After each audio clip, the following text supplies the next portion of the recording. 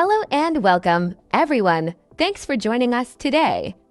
I'm Emma, and here with me is Max. Hey there. Today, we're diving into something a bit different. It's all about cooking, but here's the twist: we're using cooking to learn English. We know a lot of you are learning English, so we thought, why not make it fun and practical? Right, cooking is something we do every day, and it's full of useful words and phrases. Whether you're making breakfast or dinner, there are tons of chances to practice English while cooking. So, if you like food and you want to learn some English, you're in the right place. Let's start simple. What's the first thing we do before we start cooking, Emma? Good question, Max. The first thing we do is gather our ingredients. Ingredients are all the different foods and spices you need to make a meal.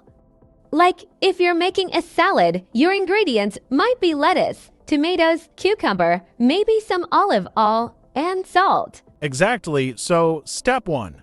Ingredients. When we say gather, we mean to collect everything you need. You look around in your kitchen or go to the store and make sure you have all your ingredients. And for some people, it's helpful to write down a recipe first. A recipe is a list of ingredients and instructions for making a dish.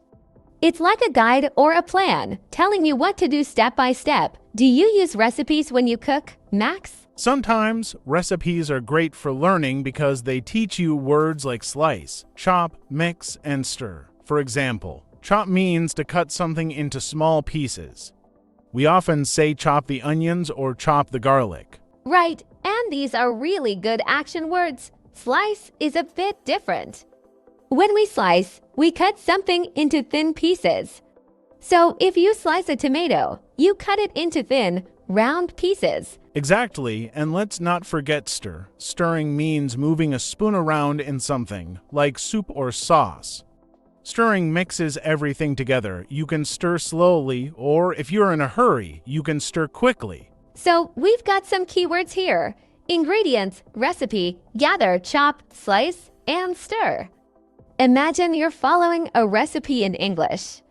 Even if you don't understand every word, you might still guess what to do just by knowing these action words. And don't worry if it takes time. When you're just starting out, it's okay to go slow.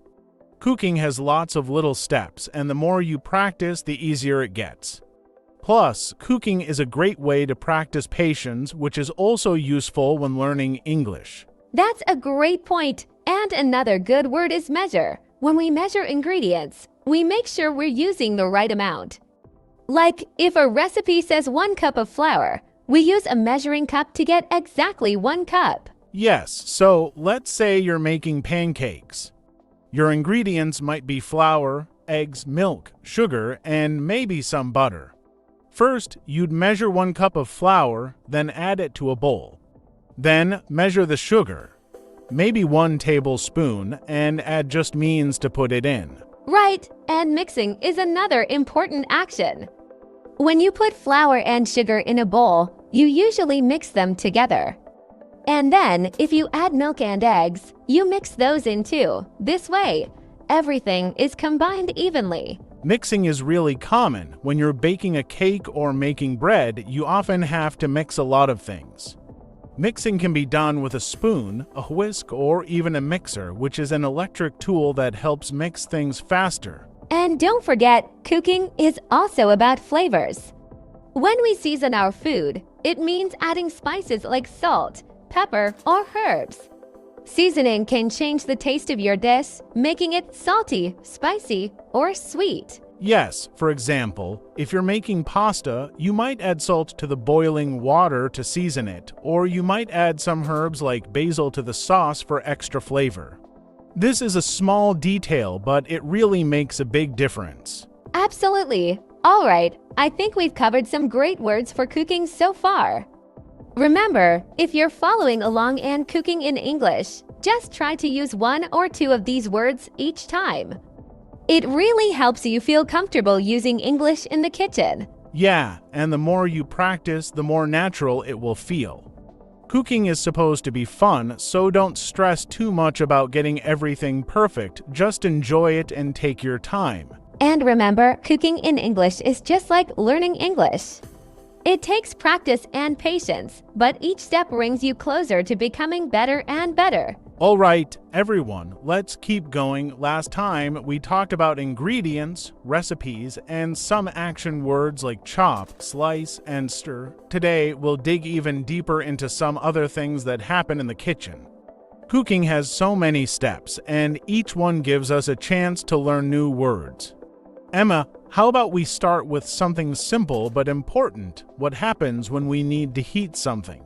Good idea, Max. So heating just means making something warm or hot. When you cook, you often need to heat things up to make them soft, cooked, or just warm. Think about water for tea. You put the kettle on to heat the water. Or if you're cooking a soup, you heat it on the stove. Yes, and heating can happen in different ways. There's the stove or hob, which is the hot surface where we put pots and pans to cook food. Or there's the oven, which is like a big box that heats up inside. We bake things like bread, pizza, and cakes in the oven. Exactly. And then, of course, there's the microwave, which is a small box that heats food very fast. It's really handy if you need to warm up leftovers or melt butter. Each type of heating tool, stove, oven, microwave, has its own words and steps. So true, and another big part of cooking is knowing how to control the heat. On the stove, we can make the heat low, medium, or high. Low heat is gentle, like if you're melting chocolate. High heat is stronger and cooks food faster, like when you're frying something. And that's another great word. Frying means cooking food in oil or butter in a pan. It's how we cook things like eggs, onions, and sometimes chicken or fish. So if a recipe says to fry the onions, it means you put the onions in a hot pan with oil and cook them until they're soft and brown. Good point, and a fun cooking word is saute. Sauteing is a type of frying, but usually with a small amount of oil or butter and at medium heat. When you saute vegetables, you move them around in the pan so they don't burn and they get soft and tasty. Yes, sauteing is a great way to cook vegetables. It's gentle, so they keep their color and taste fresh. And if we turn the heat higher with more oil, it becomes deep frying, like when you make French fries. Deep frying cooks food really fast, but it's a bit messy. And let's not forget boiling. Boiling means heating water until it bubbles. When water gets really hot, it starts to bubble, and that's boiling. You can boil pasta, potatoes, and rice. It's one of the easiest ways to cook something. Boiling is useful, and there's also simmering. Simmering is when the heat is a little lower, so the bubbles are small and gentle. You might simmer a sauce or soup so it doesn't burn. It's still cooking, but slower and with more control. These are all great cooking actions, so if you're following a recipe and it says to boil, fry, saute, or simmer, you know how to handle the heat. But there's also a part of cooking that happens before all of that. Emma, do you know what I'm thinking about? Are you thinking about prepping the ingredients? Yes, exactly. Prepping is getting everything ready before you cook. It can mean washing vegetables, chopping onions, or measuring out spices. Prepping helps you be organized, so you don't forget anything once you start cooking. That's right, and washing is a key part of prepping. You should always wash fresh vegetables and fruits before you cook them. Washing helps remove dirt and anything else that shouldn't be there. You can do it in the sink with some water. And once your ingredients are prepped and washed, you're ready to assemble them. Assembling means putting everything together before you start cooking. For example, if you're making a sandwich, assembling would mean getting the bread, cheese, and vegetables ready to go. Assembling is very helpful when cooking, and now that we're talking about putting things together, let's mention some more tools. We use tools like spatulas, whisks, and ladles. These are all utensils that help with cooking. Good point, Emma. A spatula is a tool that you use to flip or move food, like pancakes or eggs in a pan. It's flat, so it slides under the food, and a whisk is like a bunch of wires joined together. It's great for mixing things that need air, like eggs for an omelet. And a ladle is a big spoon with a long handle, perfect for scooping up soup or stew. It makes serving liquid foods easy. Then there's the knife, of course. It's important for chopping and slicing, but you should always be careful with it. Absolutely, safety is key. Cooking is fun, but knives can be sharp and ovens are hot. Another good safety tip is to keep a towel or a mitt nearby to hold hot pans, and always watch what you're doing, especially if you're trying to follow a recipe in a new language. Good advice, Max. And now that we've talked about tools, let's talk a bit about different flavors. Adding flavor to food is such an important part of cooking. We already mentioned salt and pepper, but there are so many spices and herbs out there. Yes, spices like cinnamon, cumin, paprika, and ginger can make a big difference. They each add a unique taste to the dish. For example, cinnamon is sweet and used in desserts, while cumin has a warm, earthy flavor that's great in soups or rice dishes. And herbs like basil, oregano, and thyme add fresh flavor. Basil is common in Italian food like pasta and pizza. Oregano also adds a nice, strong taste, and thyme is great with roasted vegetables and meat. Herbs and spices can turn a simple dish into something amazing. And another thing to remember is that a recipe often tells you how much of each spice to use.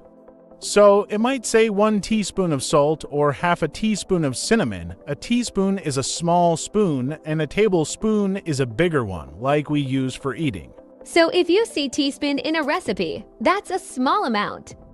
And tablespoon is about 3 times more than a teaspoon.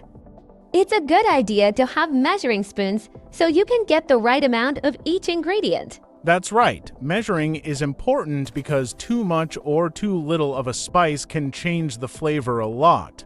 And as you get more confident, you can start adjusting the amounts to match your own taste. Some people like things more salty, others like them sweeter. And once everything is ready, you can start cooking. At first, it can be a lot to remember the ingredients, the tools, the spices, but as you practice, it gets easier. You'll start recognizing words and actions, and it will feel more natural. Cooking is like learning a language. There are steps, rules, and a bit of creativity. But each time you practice, you get better and can do more things on your own. And cooking with English is a great way to make language learning part of your everyday life. All right, everyone, welcome back. We've talked about so many useful words for cooking, like ingredients, tools, and cooking methods like frying, boiling, and simmering. Now, let's dive into what happens once the food is cooked and ready to serve. Cooking doesn't just end with the food on the stove or in the oven. There's a whole other step when it comes to plating, tasting, and sharing your food. That's true, Emma. Plating is a fun word, and it means putting the food onto a plate or dish in a way that looks nice. It's more than just putting food on the plate. It's about making it look appetizing and ready to eat. Sometimes just adding a little garnish, like a sprinkle of herbs or a slice of lemon, can make a big difference. Yes, garnish is a great word. A garnish is a little extra that you add to make the dish look more appealing. You might sprinkle some fresh parsley on top of soup or add a few berries to a dessert. It's simple, but it makes the food feel more special. And once it's on the plate, it's time to taste. Tasting is a big part of cooking. You get to see if all your flavors came together. When you taste, you're not just eating. You're noticing the different flavors and textures. Texture is another good word. It's how the food feels in your mouth. Is it soft, crunchy, chewy, or creamy? Exactly. For example, bread can be crusty on the outside and soft inside, while a salad might be crunchy because of the fresh vegetables. And sometimes, you might add something creamy, like cheese or dressing, to add a smooth texture. Each texture adds something unique to the dish. And flavor is so important too. When we talk about flavor, we mean the taste of the food. There are different types of flavors: sweet, salty, sour, bitter, and spicy. For example, chocolate is sweet, chips are salty, lemons are sour, coffee can be a bit bitter, and chili peppers are spicy. Yes, understanding flavors can help you decide how to season your food.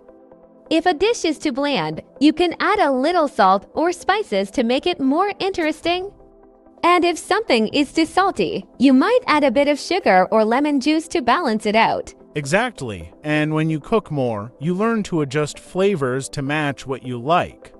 Adjusting means changing something a little to make it better.